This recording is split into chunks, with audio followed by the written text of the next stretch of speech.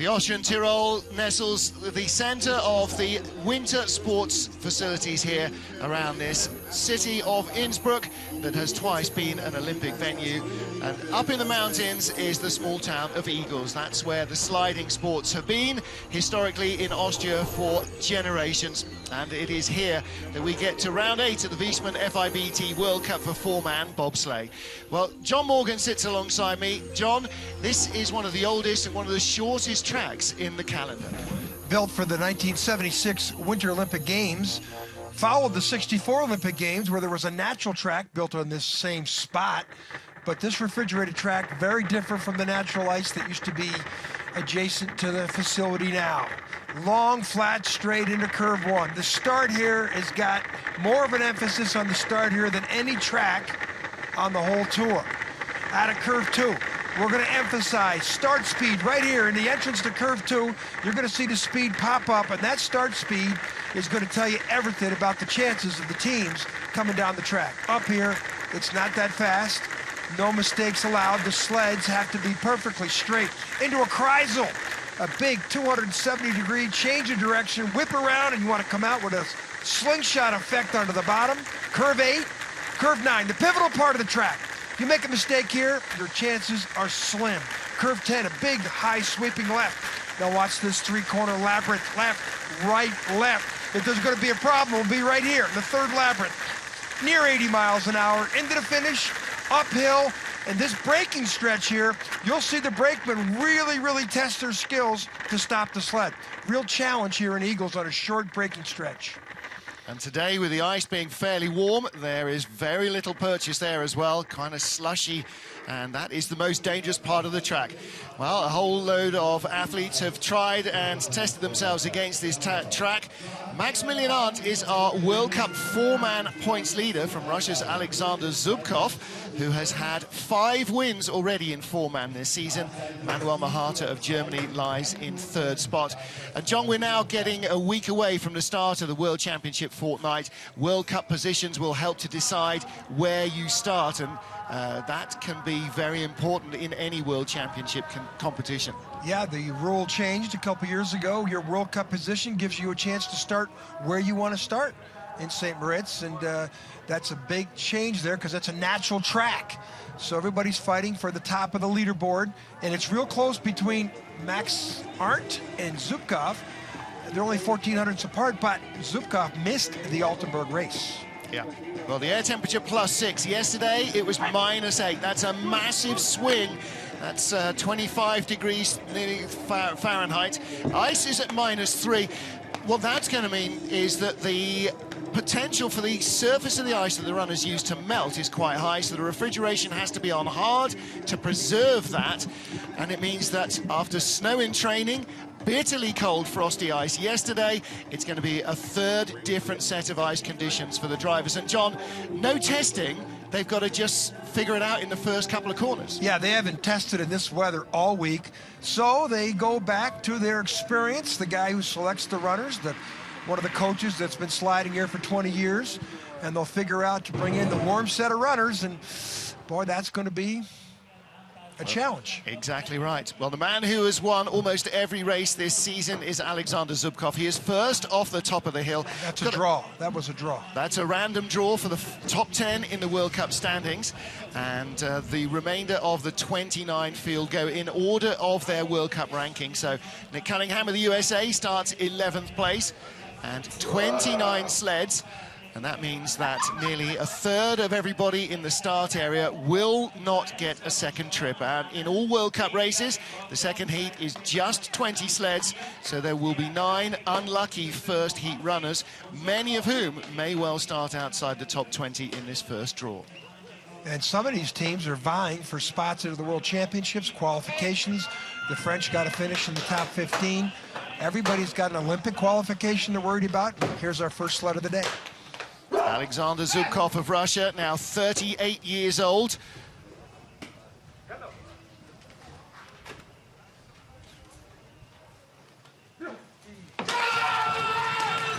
These very large men have become very proficient at the start here for the Zubkov team.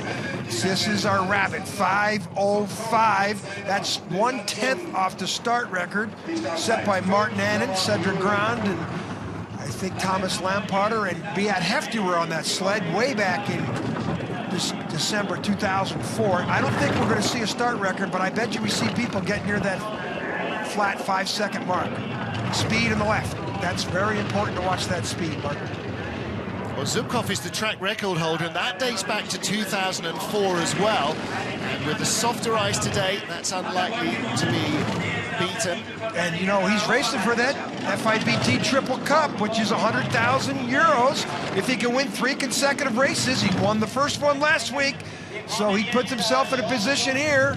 Right now, if they canceled the race, he'd win it. He'd 2 or 3 down, but I don't think that's going to be the issue. I think Mr. Zubkov, the Rabbit, 51.87, way off the track record, but it's warm. Yeah, it's not hard, fast, firm. Ice is what you need for track records. Look at the start. These are large human beings, and they have to get in, get down with proficiency, choreography on ice. Oh, that wasn't a really good load by the number 3 man on the left. He got in with a little tap dance into curve 9. Watch the runner tips here. Didn't feel secure going into 10. He's on the right side. He wanted to be on the left side. Look at the sled, get a little bit of a drift. I don't think that was a perfect run. Not by any means. Next up, 34-year-old German Thomas Florschutz from Erfurt near the Oberhof track. And by profession, a policeman bobsledder.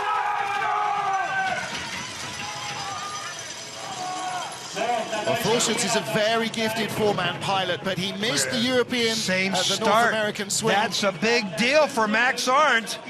I think the Russians had a mishap at the start because Arndt's usually 200 or 300s behind Zubkov. Florschutz, excuse me. Well, now look at this, 100th of a second in front. Yeah, he keeps this sled from Saxony, the green colors of Saxony coming down, and this movement, look at that, he's a half a kilometer ahead on the exit of Kreisel. Now it's 8. Now watch the runner tips here. Not like Zubkov, big speed. This is going to be the leader. He's flying. Like I said, I don't think Zubkov had a good run, and Florschutz is putting some big time in the bank. That's a lot of time on this track. Does that tell you what he thought of it? 1600ths of a second is a big margin. You're absolutely right. This race is likely to be won by just a handful of hundreds. Wow. Listen to the crew. They are stoked with that. Start time. And he didn't, you know, again, back at that Russians had a mishap, that start, where they got a little toe tap at the start, and then down here, look at the labyrinth. Look at the heads. Can you see a good aerodynamic flow? Perfect riding, although I did see a little bit of movement back there in number 3 guy. But these labyrinths will do that to everybody. Look at the heads where they're lined up behind Florschutz.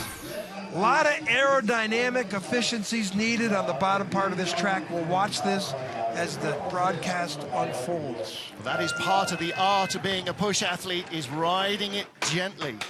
Next up is Oskars Melbardis.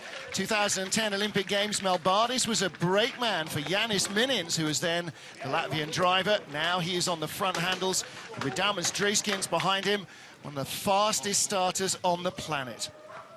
Well, these guys could well get under 5 seconds. There's almost no snow left around in that. The key to this team is the load. They're going to get near 5:05, but they don't really have a good efficiency in the load. There's a 5 flat. Now watch the speed on the left.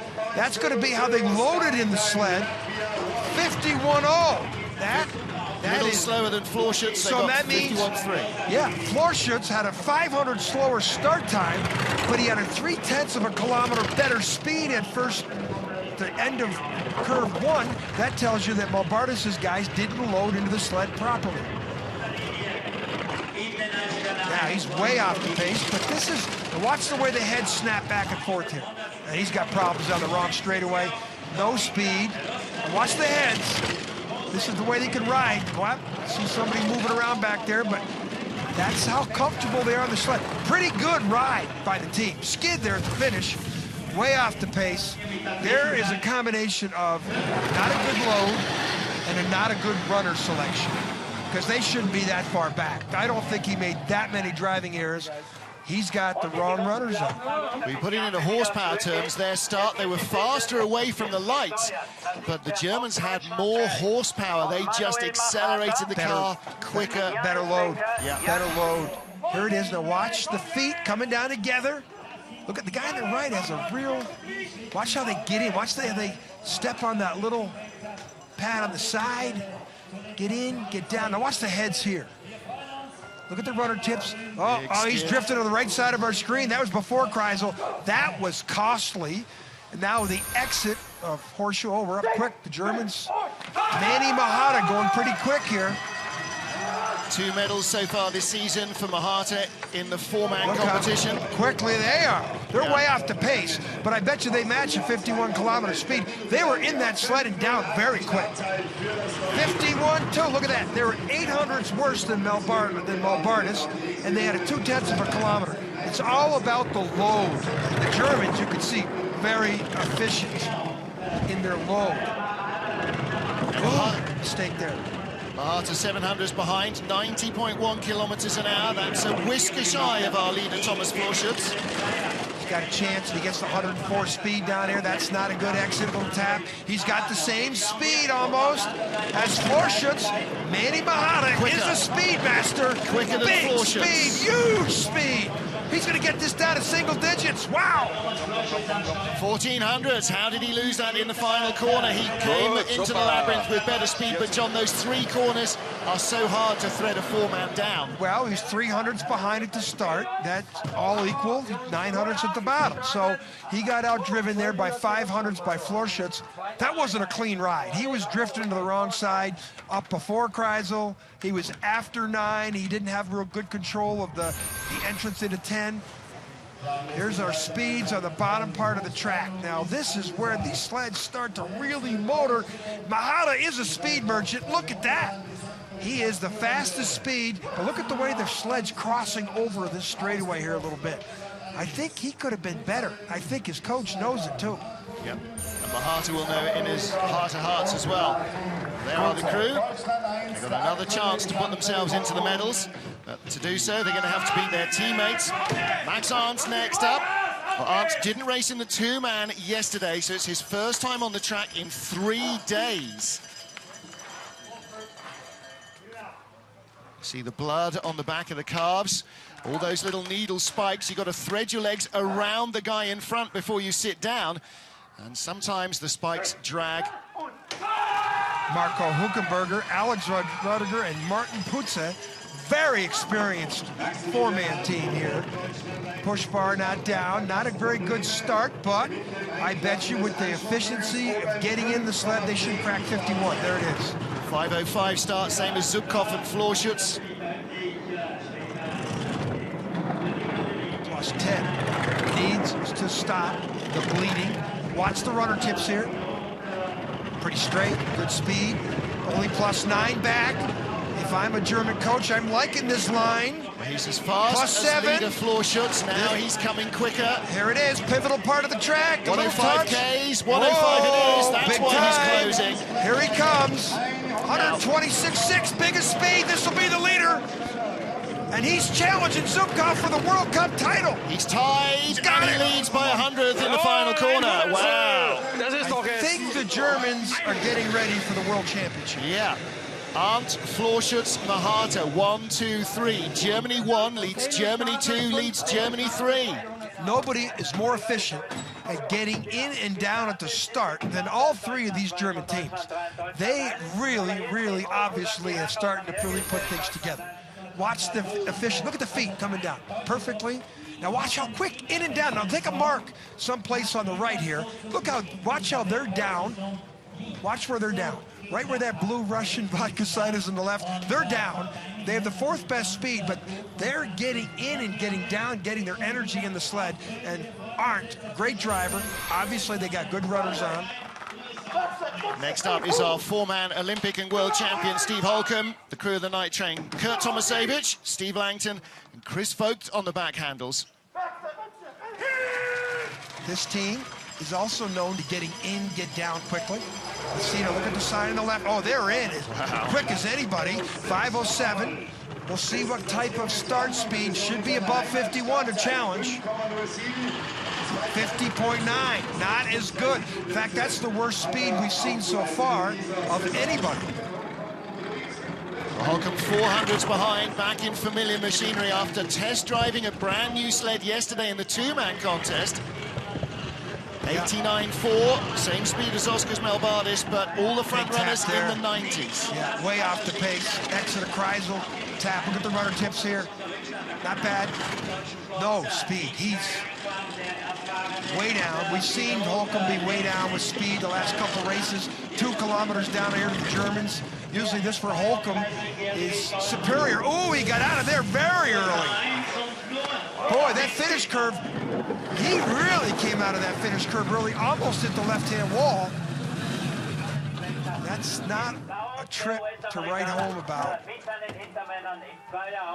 But I'm really perplexed. Their start time, they had the worst start speed, and that's the entry into the sled. Now, of course, they've replaced Olsen with Vogt, and that might take a while for them to get perfectly in unison. And driving a totally different field sled yesterday, Holcomb's going to take a moment or two to get used to this one again. Well, he was buried with the speeds down here. Here's into the finish curve. Watch this. That's 10. Now the finish. Look at this on the right side. Whoa, you'll see, you might see somebody, the 25th, 26th, 27th sled, try and come out of that angle. Dived out low. Alexander Kazyanov of Russia had a good day yesterday in the 2-man competition. Let's see if he can put the cat among the pigeons with this 4-man. Well, they're in. Are they down? No, way down. Look at that. They're past the sign before they're down. 5:11, but telltale sign on the left coming up to 50-kilometer speed, 50.7. That is the worst of the start speed we've seen so far. And I don't think that's reflective to a cut-up ice. At the top, no, maybe. I can't imagine it's changing that fast. Not fast. Maybe down here it is. So 89.5, a whisker quicker than Stephen Holcomb's night train. Good lines, though. Kassanov has done well on this track before. Medal, I think, last year in this track. Now, again, this is the European Championships. These are good lines. Decent speed. He'll finish, not in the medals, but he'll finish top 5 here. 6th.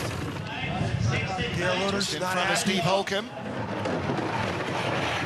He's one of 4 Russian drivers that have been rotating around in World Cup performance. The only constant has been Alexander Zubkov. Yeah, Kassanov, I think, he was 4th here last year. I think last year in Whistler, did he win the gold or silver, at least in Whistler? He took silver in Whistler. Silver in Whistler last year. Behind Good Zubkov. lines in the finish. Look at this. Look at these lines. Those lines out of 10 were great lines, but no start. Needs a little bit more horsepower in the start area. Exactly right. Well, what about Lyndon Rush? Canada won. He does have the prime beef, doesn't he? Cody Sorensen, Lascelles Brown, and Jesse Lumsden on the back of the 4-man sled. Well, they've been mixing, matching their crews here, too, so... John, it's a long season. The Worlds are coming up. You want to keep people fresh.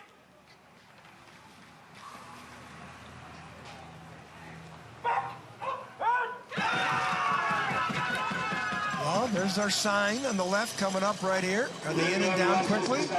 Oh, and Rocky. So they'll be interested to see what this could be, high 50s. If he cracks 51, I'll be surprised. 50.7. Again, the whole race on this track is that start and the low in before that first curve. And attaining that 51 and change we call start speed, and then having good lines. Now, right now, Lyndon Rush got some good lines. I don't want to give the commentators jinx, but only 22 back. Watch the runner tips here. Little skatey. Doesn't take a rocket scientist to figure out that wasn't perfect. Good speed down here, not the 126, but Wild not into the bad. labyrinth, cutting Not a lot bad. of ice. 52.08, fifth place. Boy, not bad. They're happy. Yeah, Coaches not are bad at happy. all, says Tom Delahunty. Considering the start time, Yeah. I mean, they have the sixth best start. Well, John, why do we talk so much about the start? This track is like a 50-meter dash rather than a 100-meter sprint. The quicker you get out the blocks, the better your chances, right? Yeah, this track, but, you know, the guy leading the race, Max Arndt, he's got the 7th best start time, but he's got the 2nd best start speed down at the extra curve 1. Yeah. Look at these lines. I mean, not curve 9. Now watch the runner tips here. I think he got out of there too early. Bang. Good riding by the team. Good aerodynamic proficiency by those 4 large guys. Great Britain's John Jackson and the 4-man crew, Stu Benson, Bruce Tasker, Joel Fearon. Well, they had a shocking day in the 2-man yesterday. Jackson 21st after a start problem, didn't make the cut. Neither of the 2 Great Britain sleds made Heat 2. Very disappointing. You've got to put those problems right behind you and concentrate on what's coming up next.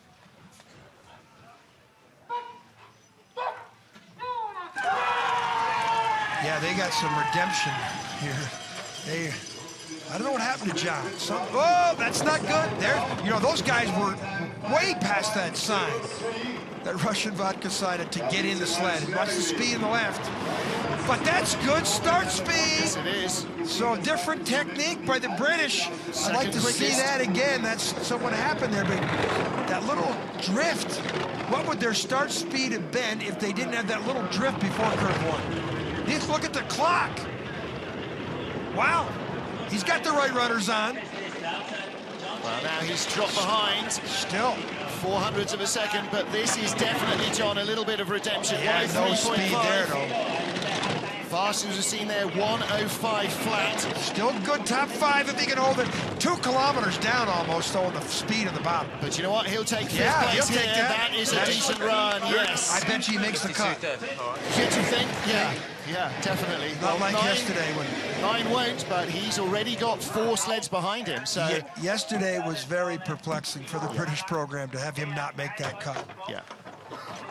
Good run, John Jackson. Start. I mean, look at the... Again, look how far they run. This is a new team. Well, this is the A team. Now watch the drift. Look at this. I mean, what would they have had? Look, they were still getting in at the tip of the first curve, the entrance. Look at these lines this is before out of 6 in Kreisel. Well, they started 5:03. That is the 2nd quickest start. But here we have one of the quickest starting crews on the planet. Bert Hefty, Alex Baumann, Thomas Lamparter and Jörg Egger. And Hefty, one of the 4 men with Martin Annan in 2004's race that set the start record at 4.95. Now, can they be the first crew to crack the 5-second barrier? They ran it long. Yeah, 5:04. But boy, they ran it long. Let's see what the speed is. 51 flat. Okay, that's good, but it's good. not going to send any flags flying. Well, again, that's all relative because these are Max Arndt's times he's competing against at the top of the track. Now it's flat. It'll be red numbers on the exit of Kreisel. He's got good speed. Yesterday, of course, won the 2-man race. 4th consecutive 2-man World Cup win in Igls. That's late. He got away with that, though. Decent speed. Watch the heads down here. The City sled was very quick, and it is again 127.2. Oh, biggest speed of the day. Huge speed from Bert Hefty. 10th. Wow. 1000's back. He'll take it. Hey, he had Hefty.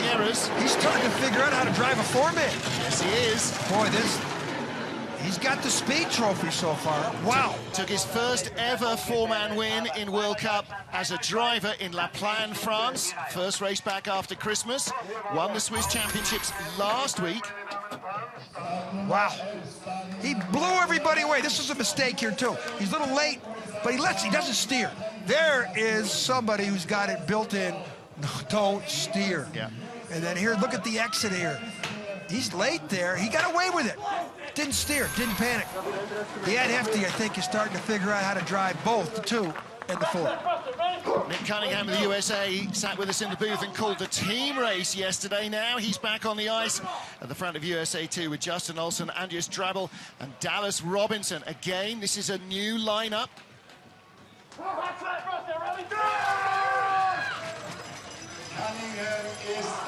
In, get down. How quickly? No, there's the same drift. They got some issues. Yeah. Still not. Justin Olson still not sat in. That's not how to do it. Let's watch the start speed. See how 50.6, the slowest we've seen so far. Well, the driver will feel the rocking and the rolling, but behind him, yeah, he's in. Gonna need perfect lines. Good straight there. First year on the World Cup Tour for the National Guardsman, and he's really enjoying being in Europe and racing all these new tracks. But, John, that's a problem because they are all brand new to him. Well, there's not a great exit of 9, the pivotal part of the track. Now watch the heads. This is a new team. Boy, they're buried in there very well. Oh, yeah. No, not bad speed, but still 2 kilometers plus down to the Swiss. 11th place. He's only 700s out of Holcomb. Holcomb's, wow. 10th and 11th for the 2 US sleds, and yeah, 700s behind Holke after that start problem. Justin Olson gets out very gingerly. Well, again, it's a new team, and you know it's. Well, they're in unusual positions on the sled, and that's well, the just key. Getting in. Yeah. Watch him get in and get down. The number 2 guy's got to wait for the 3 guy to get in. Number 3 guy can't get his foot in. His foot slipped back out. Look at Justin Olson's eyes, like this is not what I'm supposed to be doing. Yep. Not how to do it. Well, it all takes time rehearsing to make it look like smooth as silk. Jürgen Loacker of Austria is our next slider. Matthias Adolf, Mate Juhart, and Marcus Sammer on the back of the crew. And this gives Loacker a chance to be a contender, perhaps, on home ice. He was right at the bottom of the top 20 in the 2-man yesterday. Look how that guy ran really far. The number 3 guy, and the push bar might have hit. Push bar hit, he's still not in. He ran too far. You got to get in, get down. Can't they watch the German video? 50.1. Well, that is a kilometer down to the top sleds, plus it's 5 kilometers down to the worst sled of the day, which he now holds that spot. Yeah. You know, some people just come out and try to do too much. Just take the lesson from the Germans. Take what you can get off the block. Oh, long skid. Quite a check. He's usually pretty good down here with speed, but decent speed, 125's not bad. Got a chance to challenge the U.S. sleds, though. At the moment, he's still at the tail of the field. 7/10 from the leader, and he's 500s behind Nick Cunningham of the USA.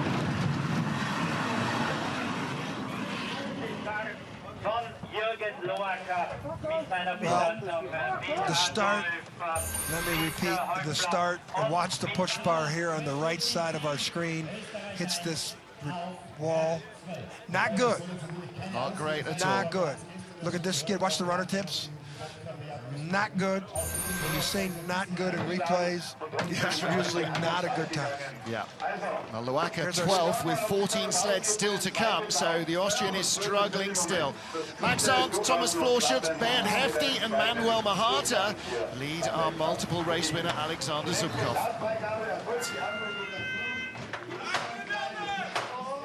At the top of the track is Russia 3 here in Igls, Austria. Martin Haven and John Morgan calling the action as Dmitry Abramovich and his crew make their final pre-start checks. And this is all about the rhythm. See them all set exactly like in an NFL snap. Everybody has to go on the command, otherwise it's chaos. 5:09 getaway, and that's a big start from Russia 3. Lead speed in the first corner over 51 kilometers an hour. They've got it. Abramovich, the former junior world champion, he's in our hotel. I saw him this morning. How's it going? He was sneezing, and I looked at him. He got a flu and shook his head. So his head's all stuffed up. Look at this. Only 700s back. He's done good on this track before. I think he won his first ever World Cup medal on this track. Only 2/10 back. Now speed. Look at the runner tips here.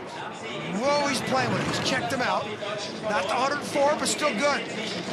Look at the team riding. Oh, a little head snapping down in there. Decent speed. It's a top 7 run.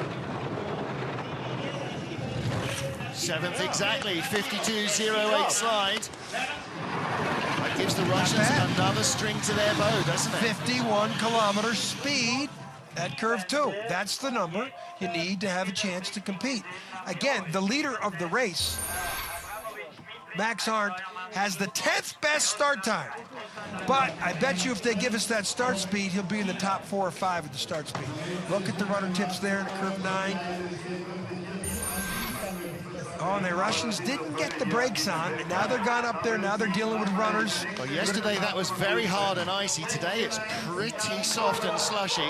Not good for the runners up there. You can't see. The TV doesn't show you how steep that is. Yeah. You can see the way the guys are backing up and everything.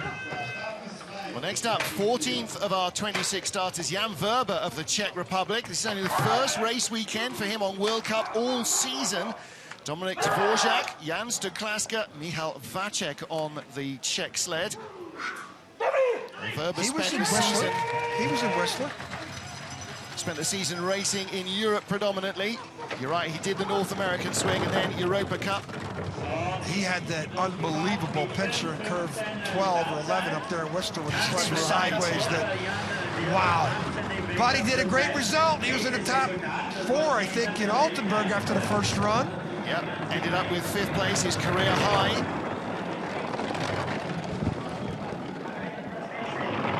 These aren't bad numbers. It's nice to see. But when you look at who's in the top 10, all 3 German sleds, all 3 Russian sleds, you know, the Czech Republic is a single sled outfit. They are David fighting Goliath, and he's doing a really good job. Well, this is better than Abramovich. 126 speed. That's great speed. He's closing on the top 10. He's going to overhaul. Yes, he is. Yeah. Overhauls Kazyanov and Holcomb and Cunningham and Loacker. 10th spot for Jan Verba of the Czech Republic. David is really taking it to Goliath this morning. Well, you know, 13th best start, so he drove himself down. Runner tips here. Look at the way. Watch the way he comes through here. Watch the heads now. Good aerodynamic profile. I like where the team is sitting. And look at the speed. 4th best speed. Hey, he's got a good sled. That's got impressive. That Singer sled. That is impressive stuff from Jan Verba. Well, he's got a good sled. He's got a decent start. Not a very decent start, but he's got great driving abilities, and obviously he's selected good runners. Next up is the second of our Swiss athletes, Rico Peter, 29-year-old. Back at the sled, Thomas Ruff, Michael Kiel, and Simon Friedli. And with injury to Gregor Baumann at the beginning of the season, Rico Peter drafted into the World Cup at late notice, and he's held his position all season long with some good performances.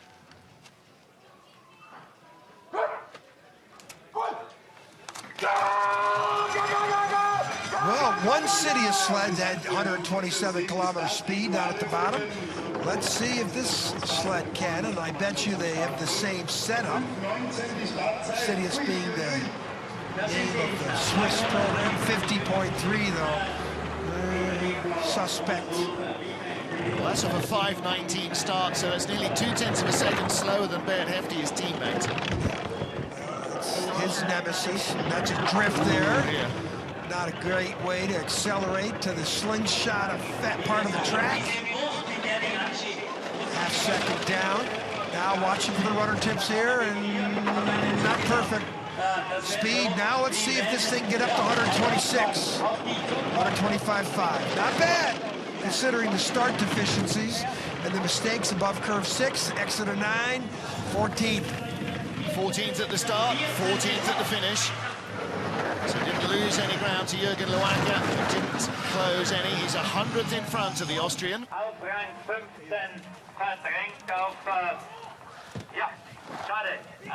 It'll take a moment or two to get out. That finish double curve is very bumpy. Look at the blue lines in the track, John. That's what the drivers use, similar to a NASCAR oval, to position the car. Yeah, they got their points. They hit their marks. Look at the runner tips. Oh, he was steering before he came out of the curve. So that wasn't perfect. Mack was trying to skid back up. You saw ice flying off the runners. Curve 9, pivotal part of this track.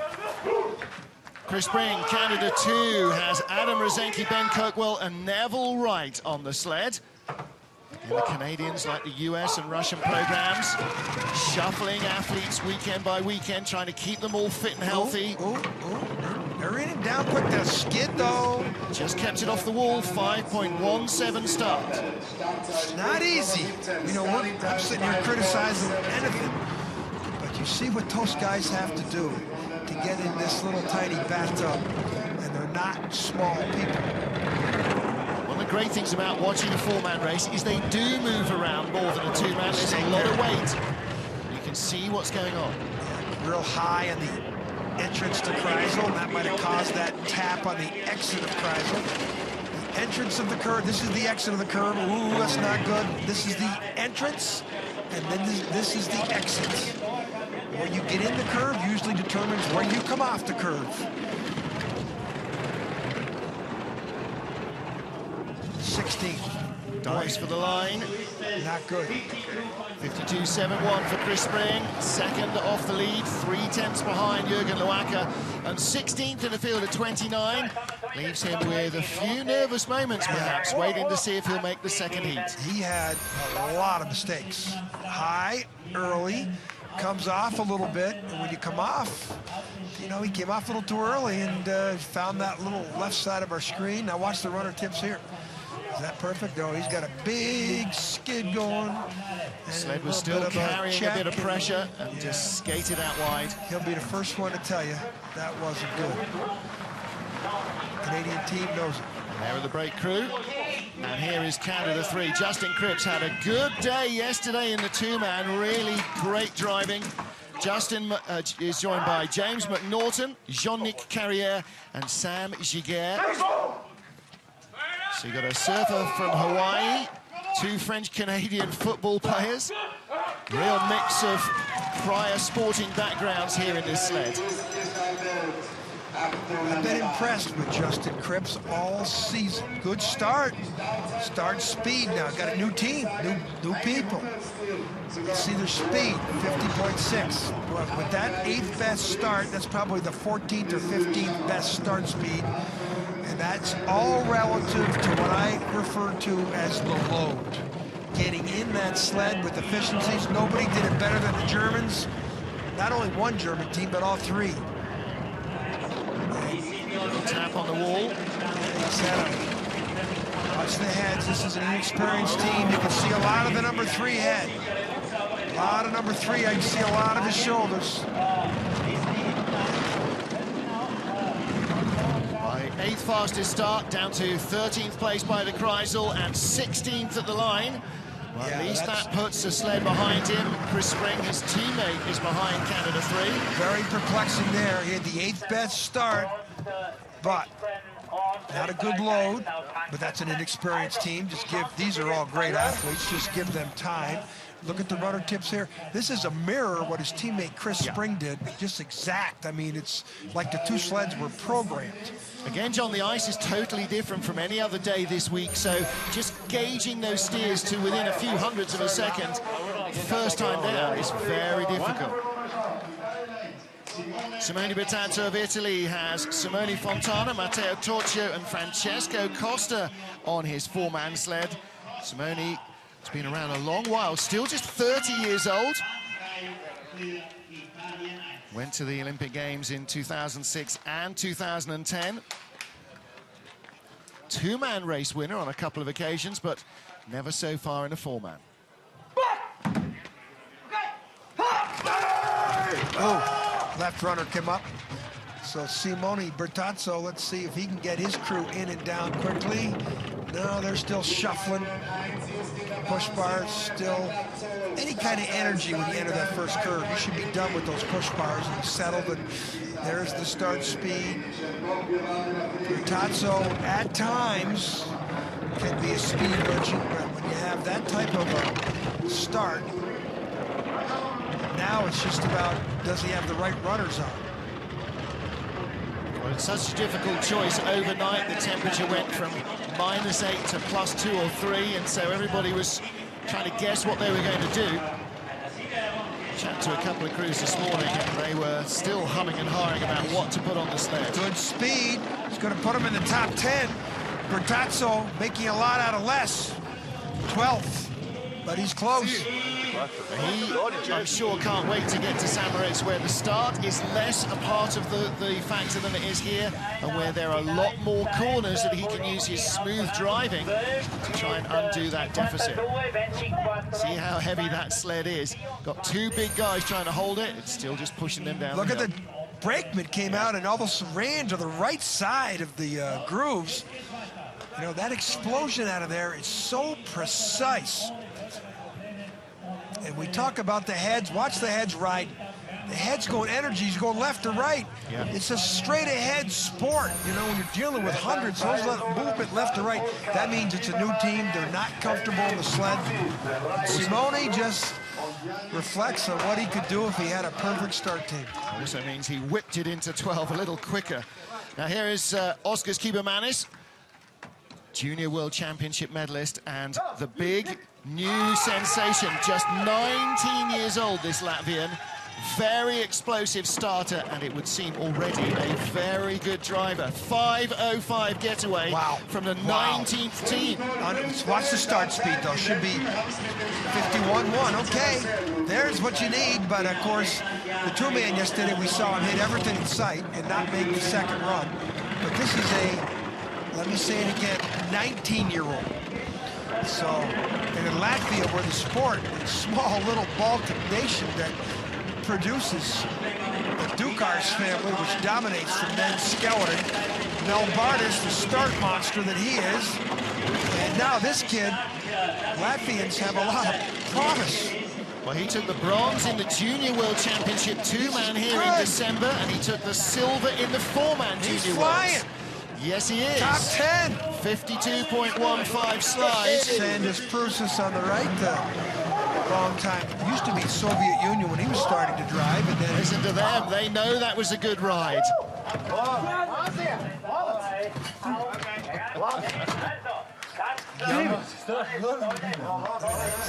Young kids yucking it up. Little skid here. This is because he taps. He goes in the middle of the curve of 10. Now he has to climb high. That's because his entry in was late. So the sled gets away, and then he dives out of that curve 10. Using that nice high line to accelerate. Good run. Yeah, good run from him. Man. That's top 10 fourth finish. best start time he had. Next up is Grenadier Guardsman Lamin Dean for Great Britain. Jim Galvin, a new addition to two on the sled. Ben Simons and Andy Matthew are the rest of the crew. And Ben subbing in for Henry Noume, who's torn a quad. And as a result, you see that big green bulge inside the sled? That's 25 kilos of ballast they are carrying, because Jim is substantially slighter than Henry. Well, that means they're pushing a very heavy sled. Less bulk to push it, and more bulk that you needs put these moving. four guys up next to the Latvians, and they look like a junior development team. Well, it's a first time for this four in this format as well. They spent half the night last night rehearsing their loads. Look at the eyes of Andrew Matthews on the back. Let's see how they get in, get down. It's better to get in, get down, guys, than try to run it too far. And there's one. Not bad. 5:22 start. So, first ever push on ice together. So the speed, 50.1, expected.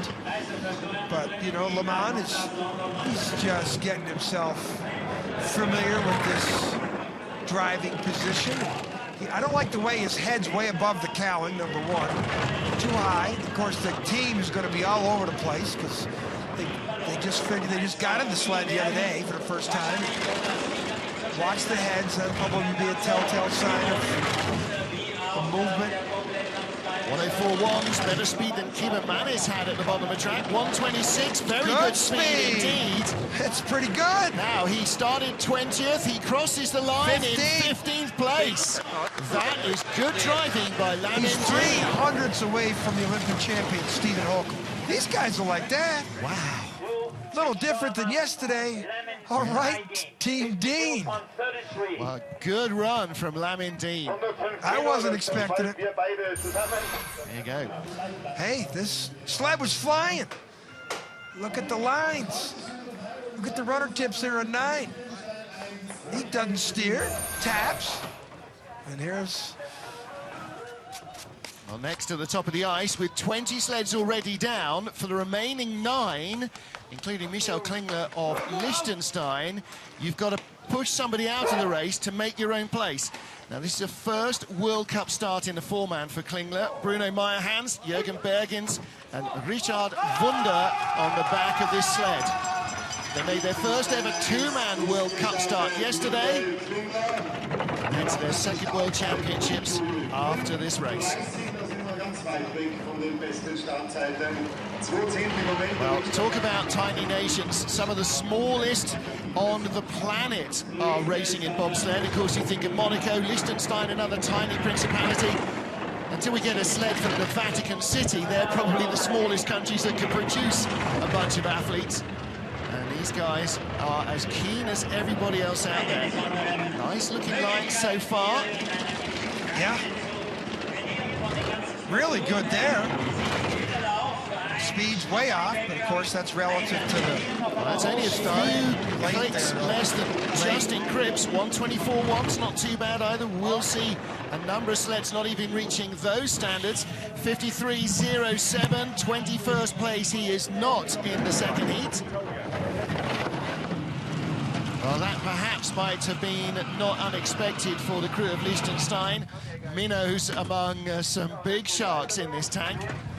But, again, these guys giving it heart and soul like everybody else. Yeah, the old little stumble there at the start. The first step for the brakeman was only inches off the block. He should have had a full stride there, but, you know, this stuff is done, not now. It's in the summertime where you practice this start, and you do it hundreds of times on dry land, and then you come to the ice, and you don't have to worry about your different ways of, you know, that you enter the sled. You just take it for granted.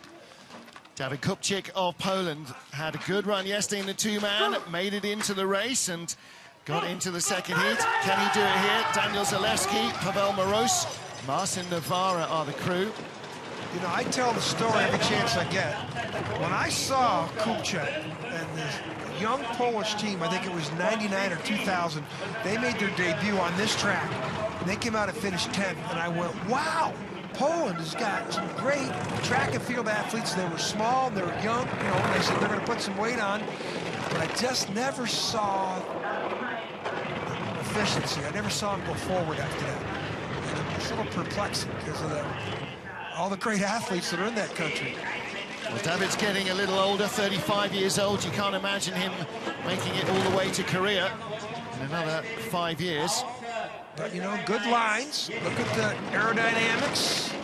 Speed, way off. That's runner selection when he's that far off. Well, he is in 15th place, a 52.31 slide, so he is in the race, and out goes Chris Spring of Canada. Canada, too, will not get a second trip. That's runner selection. Well, their start, 5:15, put him in with a chance. They were 15th at the start. Labyrinth, looking at the runner tips. Look at the heads. Look at that push bar's a little loose. Doesn't seem like much, but that could be 100th of a second here and there. Look at the back end of the sled. There's a good transition. Kupczyk, very experienced, driving the sleds. Uses that experience to get himself into the race. Can Edwin van Kalker do the same? The Dutchman recovering again from a hamstring injury. Arno Klaassen, Sibrin Jansma, Jeroen Pik. I was talking to him last night in our hotel, John. He was saying, did you see me yesterday? Yesterday I was running with the sled. Next week I actually hope to be pushing the sled a bit as well, as he tries to get some power back. Well, last week he sat in the sled, the 3 brakemen pushed it, and he still outstarted a number of crews and made it into the second heat. Yeah, about 60%. And 3 guys behind him, though. Those Klaassen, Jansma, and Pieger, these are good athletes. Good start, 5:16. That is the 17th best start. Let's see the speed, 50 and change. There it is, 50.6, not bad. And, you know, Van Cocker has done very well. Look out, I mean, for a 6'6" guy. Yep. Remember we talked about Dean, the British guy, being too high above the cowling? Look at where Van Cocker is. I mean, half of his head is below that cowling, and he's 6'6". 17th at the start, 15th in corner 2, 13th in corner 4. Oh, he's coming down. Yes, he is. He gets that 126 speed. Oh, he's got a drift there, though. 103.6, that's what he needs. 126? Nope. 12th place now. Still good finish here. He could end up top 10 if he gets a good run through the labyrinth and out of the final corner. Oh, 13th it is. I will say this. I've been harassing this team about their riding in the sled. Those guys look really comfortable in that sled finally, and they remind us every week when we see them. They're saying we're going to get better at it. But if you watch the head movement as they come down that track, they're a lot better than they were. But they didn't stop it. Now look at the heads. That's a little see bouncy the violence there. to the right. You get whipped around, don't you? Look at that. And these are big men behind him. You could barely see a little shoulders on the right. He got a drift there out of 9, though. And again, another team that didn't stop. Remember, we talked at the top of the program. It's a real difficult area to stop. And when you get up there, you dig apart your runners. And you can crash in the braking corners. It's dangerous stuff. Next up for Serbia, Vuk Radjanovic, Uroš Stegl, Nikola Miljković, and Damian Zlatnar on the back of the sled. Let's see if they can make it into the race here. Well, 18th place in Winterberg, 19th in Koenigsegg. Their 3 World Cup starts. They've made the heat twice. 5:18 start. You see now that's in the territory they need to be in the 15 to 20 group. 50.3 is not bad. Vuk, very experienced. His father, Boris, competed at the 84 games in Sarajevo for his native country then was Yugoslavia. Now we've got a second generation. Radjanovic is out here, and of course he married an Australian girl, Astrid, who competes for Australia. So it's all in the family out here. That's good speed. Yes, it is. Throw something in the track. A little bit of tape or something. 126. That's very good speed. He's going to beat a number of people. 11th place. Show us the coach. There's Boris. Yay. Boris, how about your son? Well, Astrid will be down at the bottom, bouncing around like a jackrabbit with excitement at that. Listen, this is their best heat ever.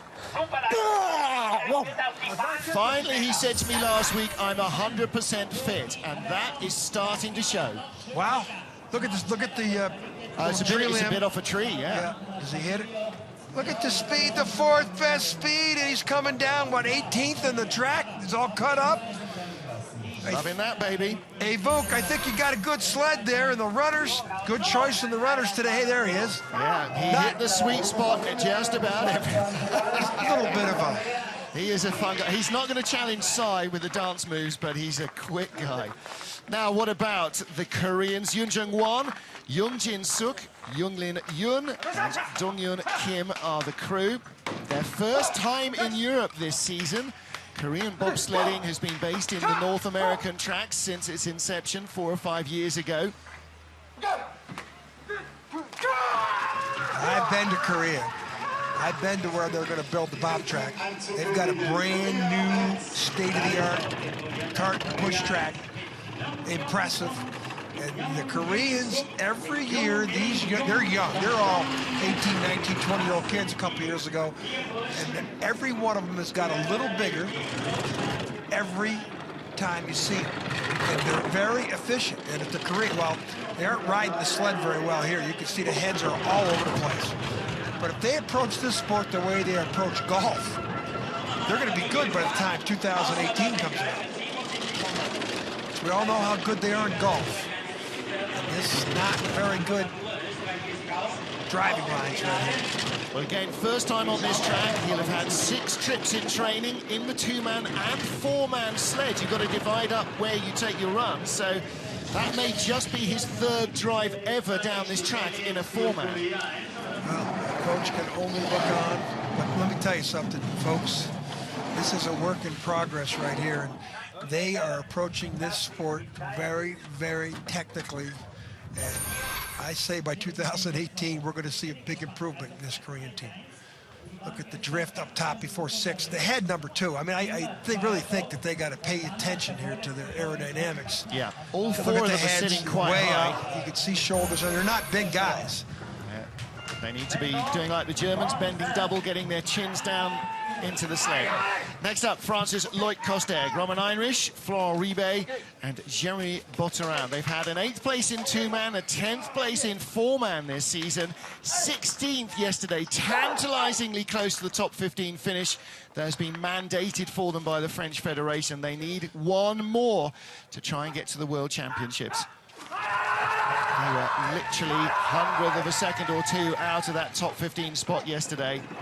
See what they can do. A team's start would really help them. 5:25. A little uncomfortable loading. Well, 50 flat isn't the number that you need, but he's been impressive. We've seen him out here the last 3 or 4 events. And I'm impressed with some of his results. He only started driving 3 seasons ago. Just 25 years old, so he's got a lot of potential. 7/10 down. Look at the runner tips. Little drift, not bad. Speeds, not there. Heads, 1:24.9 is not bad. He could be driving himself into the 20s. Not close enough. No. Speed, though, he was coming, but his albatross was that 50-kilometer speed that he had approaching the exit of curve or into the entrance of curve 2. That speed number has a lot to do with your finish time. Here's 10, real high on 10. Now he dive out of there. Look at into the labyrinth. Look at the heads of the team, boy. A lot of movement in that sled. Look at the exit. Not bad there. Sled bouncing around between those corners. There's Loic. Not going to get a second heat here today. Oh. Dumb and dumber. Yeah. Ranger, that's Aussie slang for, affectionate, I'm told, Aussie slang for redheads, like their driver Heath Spence. Maybe. Gareth Nichols, Ben Lisson, and Lucas Stigmata are the 4-man crew of Bruce 2, the Aussie sled. These guys from very different athletic backgrounds. Heath is based in Calgary, Canada, and the rest of them only come together for the winter season. Get down, they do. 5:46 getaway. And that leaves them 3,600s behind our race leader, Max Arndt, who started 5:10. And the first team to go under 50 kilometers. Speed, but usually you say that and it's good, not in this sport. You want to be over 60. But Heath has been at the office every day, paying attention to detail on the circuit. First time he's been on the circuit for the season like this. Little drift there. Takes the tap rather than steering. 102.1 kilometers an hour. Not too bad into the lower labyrinth. No. Good lines. This Little is mistake on 10. 1998 Dresden sled that has been refreshed by the factory. Aaron Glass helping them with a little bit of driving coaching. Well, again, and it is a tiny operation, John, isn't it? You got basically Heath is the travel agent. He raises the money. He organizes just like the crew. Astrid is a teammate, you know, for the women's team. And when you're the coach, the manager, washer of the uniforms, chief cook, and organizer, bottle marketer, it's tough to do it all. But that's what they've done in this sport forever. Look at the runner tips here on the exit at 10. Look at the movement. You can see a lot of shoulders and everything in here. Look at this is a pretty good line. A lot of movement back there in the sled, though, which is, well, these guys just came together the last couple of weeks. Heath, hang in there. They love what they're doing. And so does this guy, Corey Butner. Some really quick speeds in yesterday's two-man race in his Bodine sled.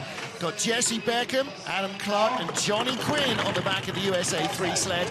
19th fastest start time, but 19th fastest still only 0.08 of a second away from the race leader. 50.6 is decent.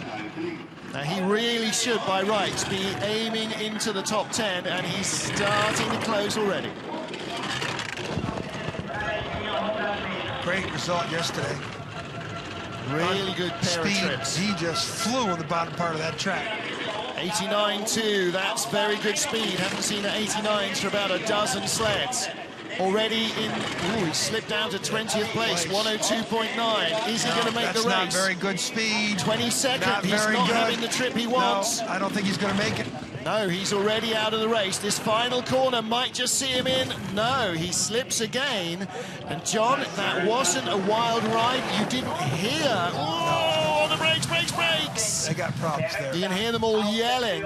But you know, there's the outrun finishes. You go off that, that's going to be like a ski jump. Let me tell you, there's just nothing left in this straightaway for these guys to put brakes on. No. All the snow has been chewed up. It's warm, so all the ice, it's water down there. So we could have an issue here yet in the second run. We've only got a couple more sleds to go, but we got 20 sleds in the second heat. Look at the brakes here. Johnny Quinn is holding on that. It nearly rolls in the corner. Yeah, they almost rolled it. I tell you, we got issues because it's so warm here. I think the officials are going to have to start looking at that finish area. They might bring in a lot of snow, maybe try and water it down, but it's not cold enough for it really to freeze up. We got an issue in the second run of that finish area. Yeah, well, it wasn't a great trip and a very dangerous run through the finish line. Oh boy. Now, our final slider, we had a new young name in the Croatian two-man yesterday, Dražan Silic. In the four-man, it is the veteran Milan Sola, born in 1961, John. He is still racing at 51 years old. I love this guy. He has done so much to try and promote the sport in his country that if every country had a guy carrying a flag like this, the sport would be a lot better off in these smaller nations. He has every title you could think of, he's got it. And he's still driving just to get his, without him in this position, there'd be nobody else to do it. Not bad lines either. He's got lots of experience. He's only really an occasional racer on the World Cup, but he does spend the winter sliding. Always with that checkerboard Croatian uniform or sled. Of course, alpine skiing is such a massive thing in Croatia. Trying to alert anybody to bobsledding must be the devil's own work. Yeah, that's what I'm saying. He's stuck with it. You know, and he's 28th out of 29. Watch the brakes here. Ooh. He had an easier time. Yeah. So if I'm up there, if I'm a brakeman, I'm going back up and I'm taking my chisel out and I'm going to make those grooves a little tighter on the brakes. Yeah. Final corner, watch the runner tips. And he's not having a bad trip here. Gets a good exit, tiny skid, no steering. I'll leave the runners straight, take the tap down into corner 11. Ivan, nice to see you, man. Yeah, been a while since we've seen him on the World Cup. Yeah, and you know what? That's all the braking straight. Yeah. Well, our race is led by Germany's Max Arndt. Germany 1 leads Germany 2, and Germany 3 is in 4th place. Bert Hefty, the Swiss, has sneaked in to stop the Germans dominating the top 3 in the first heat, but can he do it in Heat 2? Arndt put in a great run, John Morgan, to take the lead off only the 12th fastest start. Yeah, he's got the equipment, he's got the driving skills, put the good runners on today, and his coach... Yeah! 900 still, that is the lead, 100th of a second. I'm not sure this is over yet. No, we got 1700s, the top 5 sleds on this very technical track here in Igls. There you go, Alexander Zubkov in 5th, 4-man wins this season. He could still take win number 6. The triple trophy is in jeopardy, though, that $100,000 prize if he doesn't win this one. So there are the fast 20 sleds. Nick Cunningham, Rico Pater round out the top 20. World and Olympic champion Steve Holcomb in 4-man down in 16th spot, 6/10 adrift. Outside the 20, not getting a slide, Jürgen Lewacke of Austria, the hometown hero. Cripps, Butner, Spring, Lloyd Kosteg. The Koreans and the rest do not get a second trip here, but wow, for Austrian bobsledding, that is tough. No Loacker in Heat 2. But we do have 20 contenders. We've got lots of close margins for error and a real race for the medals. Join John Morgan and me, Martin Haven, for Heat 2. It's all going off in Igls.